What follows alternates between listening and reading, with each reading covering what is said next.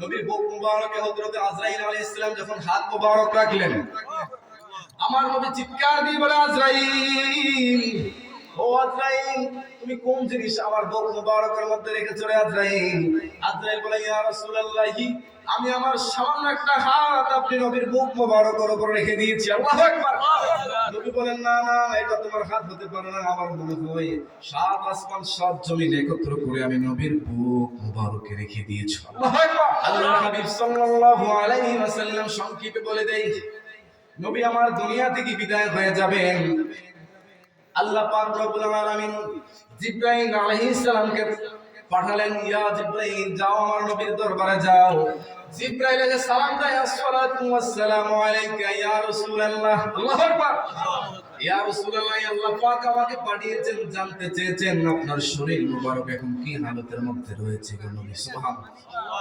আল্লাহর নবীর শরীর মুবারক অত্যন্ত জ্বর, অসুস্থ। নবী বলেন, জিবরাইল, আমার শরীরটা অনেক অসুস্থ রে। ভেবে বলে দেয় জিবরাইল আলাইহিস সালাম, নবীর কাছ থেকে প্রশ্নের উত্তর পেয়ে আল্লাহর দরবারের সাথে মুহূর্তের মধ্যে হাজির হয়ে গেল। ইয়া রাব্বুল আলামিন, ও মাওলা, তোমার হাবিব সাল্লাল্লাহু আলাইহি ওয়াসাল্লাম বড় অসুস্থতার মধ্যে রয়েছে। তিনি সালামের উত্তর দিয়েছেন, বড় অসুস্থতায় আছে। আল্লাহ পাক রব্বুল আলামিন বলেন, জিবরাইল, তুমি আবার নবীর দরবারে যা আমার সালাম দাও। সুবহানাল্লাহ। আর যা প্রশ্ন করো, ইয়া রাসূলুল্লাহ, আপনি কি দুনিয়াতে থাকবেন নাকি আপনি আসমানের মধ্যে? জিবরাইল মুহূর্তের মধ্যে নবীর দরবারে হাজির, সালাম দিয়ে বলে, ইয়া রাসূলুল্লাহ, নবীজি, ও মায়ার নবী, ইয়া নবী আল্লাহ, আল্লাহ পাক আমাকে বলতে বলেছেন, আপনি কি দুনিয়াতে থাকবেন নাকি আসমানে থাকবেন, বেহেশতের বালাখানায় থাকবেন? আমার নবী বলেন, দুনিয়ার মানুষ। ও জিবরাইল, শুনে নাও, আগে তুমি উত্তর নেওয়ার আগে আমার একটা প্রশ্নের উত্তর দাও রে জিবরাইল। জিবরাইল বলে, ইয়া রাসূলুল্লাহ, উত্তরটা কি দিব, প্রশ্নটা করেন। নবী আমার প্রশ্ন করে, জিবরাইল, আগে তুমি বলো, আমার গুনাহগার আমি যে উম্মতের পাগল, ওই উম্মতগুলো কি মাটির নিচে থাকবে নাকি জান্নাতে এখন থাকবে? সুবহানাল্লাহ। জিবরাইল বলে, ইয়া রাসূলুল্লাহ, আপনার উম্মতে জমিনে থাকবে। নবী বলেন, উম্মত যে জমিনে থাকবে আমিও সেই জমিনে থাকবো। আল্লাহু আকবার। এ জিবরাইল, আল্লাহর পাকের দরবারে আবার তুমি যাও, আমার মনের আরজি আল্লাহর দরবারে পৌঁছে যাও।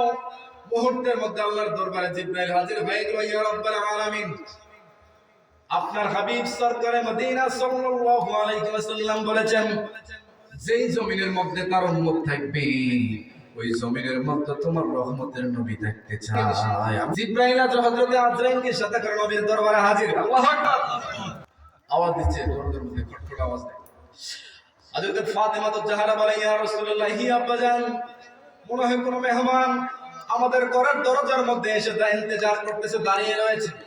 ইয়া রাসূলুল্লাহ, যদি আপনি পারমিশন দেন, অনুমতি দেন, আমি দরজা খুলে মেহমানকে ঘরে আসতে দেব। সুবহানাল্লাহ।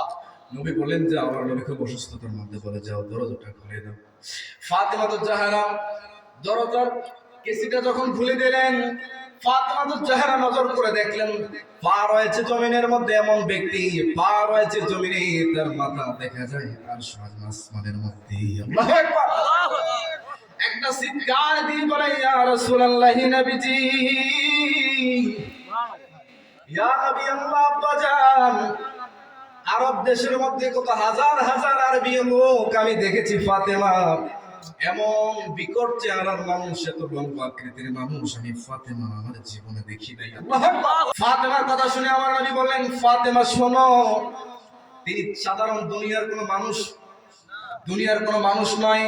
তিনি এমন মানুষ যিনি বাবার থেকে সন্তান নিয়ে যায়, মার থেকে সন্তান নিয়ে যায়, সন্তানের থেকে মা বাবাকে নিয়ে যায়, নাতি নাতকুরের কাছ থেকে দাদা দাদিকে নিয়ে যায়, ভাইয়ের কাছ থেকে বোন নিয়ে যায়, বোনের কাছ থেকে ভাই নিয়ে যায়। তিনি সাধারণ কোনো মানুষ না, তার নাম হচ্ছে হযরত মালাকুল মউত আজরাইল।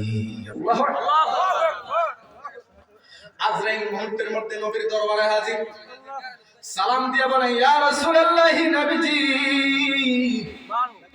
ইয়া রাসূলুল্লাহ, আল্লাহ পাক আমাকে পাঠিয়েছে আপনার দরবারে। আদবের সহিত যেন আমি আপনাকে প্রশ্ন করি, ইয়া রাসূলুল্লাহ, আপনি আবারও একবার জিবরাইলকে দিয়ে অনুমতি নিয়েছেন, আবার আমাকে বলেছেন আদবের সাথে নবীর দরবারে সালাম দিয়ে ঢুকবা। নবী যদি তোমাকে অনুমতি দেয় রূহটা তুমি বের করে আনবা, আর যদি অনুমতি না দেয় তুমি নবীর কাছ থেকে সালাম দিয়ে আবার ফেরত চলে আসবি। আল্লাহু আকবার। আজরাইল মুহূর্তের মধ্যে আমার নবীকে যখন প্রশ্নগুলা করলেন, আমার নবী বলেন, আজরাইল, ও আজরাইল শোনো, আমি দুনিয়াতে আর থাকতে চাই না, আমার জন্য আমার মহান প্রভু আমার জন্য ইন্তজার করে। আল্লাহু আকবার। নবী আমার দুনিয়া থেকে বিদায় হয়ে যাবে।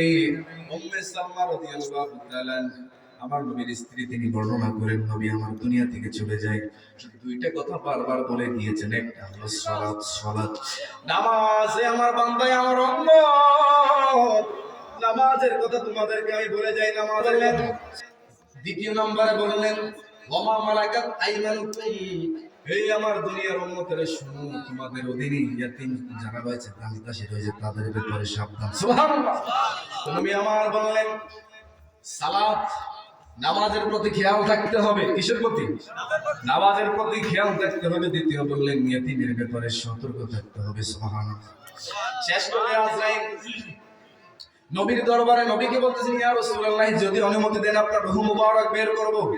আল্লাহর হাবিব বললেন, হে আজরাইল শোনো, তুমি নিশ্চিন্তে আমি নবীর রূহ মুবারক তুমি কবজ করতে পারো। আল্লাহু আকবার। আল্লাহু আকবার। সংক্ষিপ্ত করে দিই, অনেক বড় হাদিসের কথা।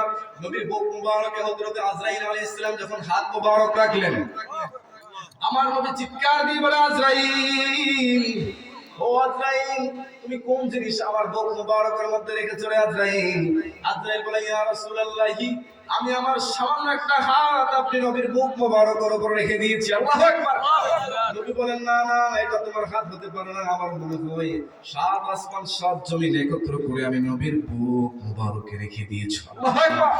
নবী বলতেছে, এই কষ্ট যদি আমার হয় উম্মতের কেমন হবে? আজরাইল বলে, ইয়া রাসূলুল্লাহ, আটার ভিতর থেকে চুল বাহির করে, আটার ঘামিরা থেকে চুল যদি টেনে টেনে বের করেন, ঠিক আটা যেভাবে টের পায় না, আপনার গুনাহগার আশিকি মুহিব্বিন বান্দার উম্মতের রূহ যখন কবজ করা হবে, ওই আটার ভিতর থেকে যখন চুল টেনে বের করা হয়, যেমন কোনো টের পাওয়া যায় না, আপনার আশিকি মুহিব্বিন বান্দার রূহ যখন কবজ করা হবে, ইয়া রাসূলুল্লাহ, তাদের রূহটা এমন ভাবে এত সহজ থেকে সহজ ভাবে বের করা হবে, তারা বিন্দু পরিমাণ কষ্ট পাবে না। আল্লাহু আকবার বলে।